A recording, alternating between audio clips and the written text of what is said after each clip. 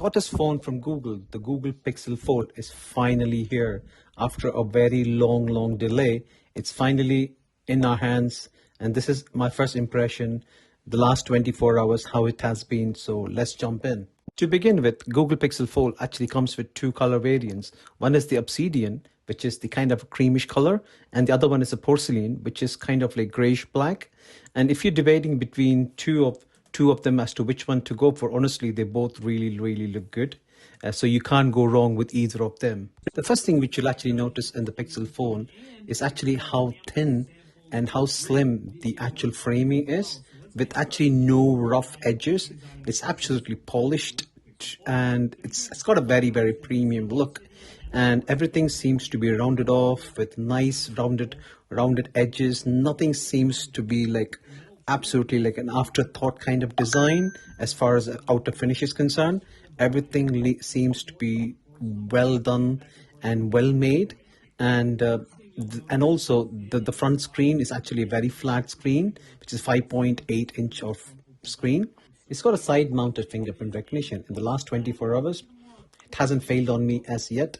It works each and every time. And along with that, it actually has got two speakers, one at the bottom and one at the top. And one thing which you will not fail to recognize or to notice is how thin it is while folded. Yes, it's a bit thicker than the regular phone, but still not as bulkier when folded. Yes, it's got 120 hertz refresh ratio in this one, so that makes the phone actually works very smoothly. And when the fold is actually opened, it actually opens up the the kind of like square design, which is 7.6 inch of square design. But however, you will definitely notice the crease in the middle. One thing which has not changed as what you have heard before, it's the kind of like same thing what you get in the Fold 4, Samsung Go Fold 4. And also it does not lay flat when you fold. It's actually like about, I would say about 175 degrees. You just need to give it a wee bit of push so that you can actually get the kind of like 180 degrees. You can still see the crease, which is sometimes annoying in different lighting angles. But one thing which always fascinates me is when you click it, the sound of it is absolutely amazing. When you open it up, you will actually see the fold, no matter how much you do. And again, the flipping sound is actually very good. And again, when you close it, you can actually see there is no gaps in the center. It's absolutely completely laid flat without any gaps at all, which actually is it's a quite a big refresh when compared to when you see the likes of Samsung Galaxy Fold 4. And also it's got a cameras. It's got three cameras, and which actually sits a bit apart from the body of the phone. The folding angles, you can fold it in any angle as possible. There's not like one angle you open it up and it closes. No, you can literally, like I can actually see, you can literally close it and open it up in any angle.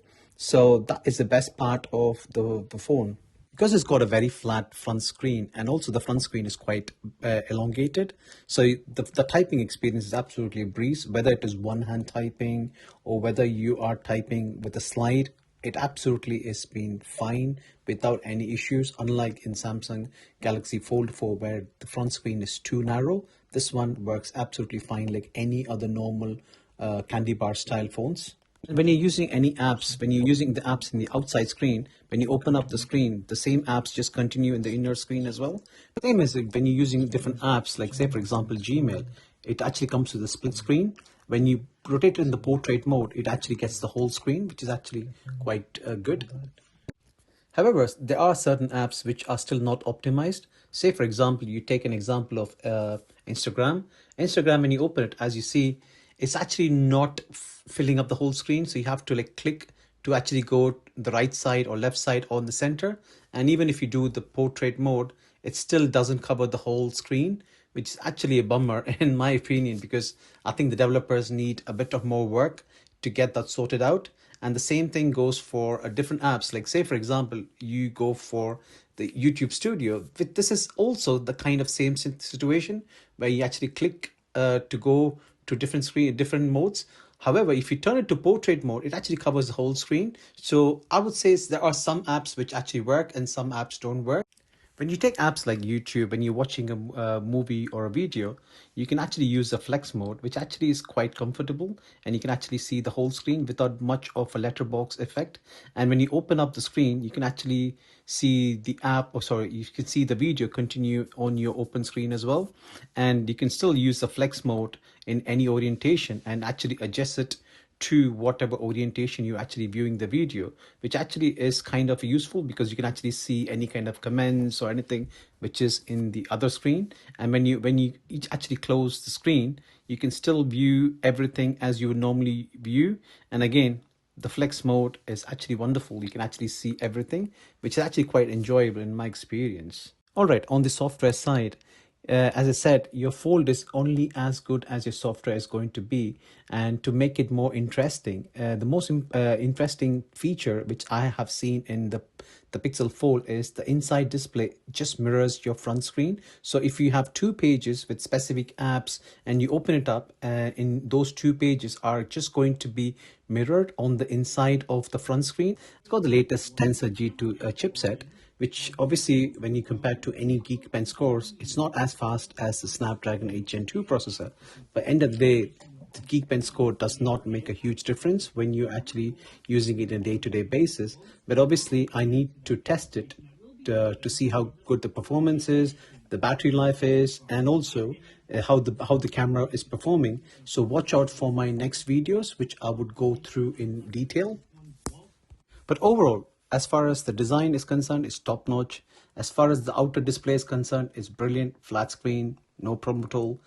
In the last 24 hours of me using this Pixel Fold, my three areas of concern, or my three gripes, I would say, is definitely in the inner screen. Obviously, when you open up the inner screen, you get the huge kind of crease. No matter whichever angle you look into that one, you can still see the crease. I don't know, as day prolong, you probably might not even notice, but still you definitely notice the huge kind of dent in the screen, which obviously is the crease. And second bit is in the battery life. The battery life so far has been kind of like average. I won't say it's been great. It's just been borderline average. For a foldable phone, I have experienced better battery life in a foldable phone, whether it has been the previous fold which I was using was the Vivo X Fold 2, which had an amazing battery life. And the same thing, I've used the Huawei Mate X3, which has been amazing battery life as well. When compared to that one, and for the form factor which this one has, the battery life has been kind of like poor.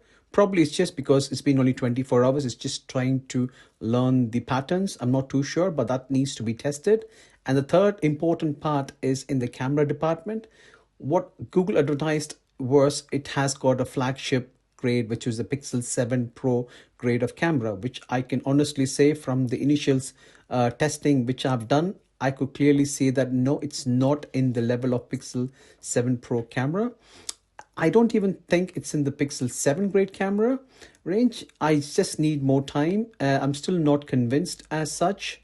So please do look out for my future videos to actually see my full review on the Pixel Fold. Thank you.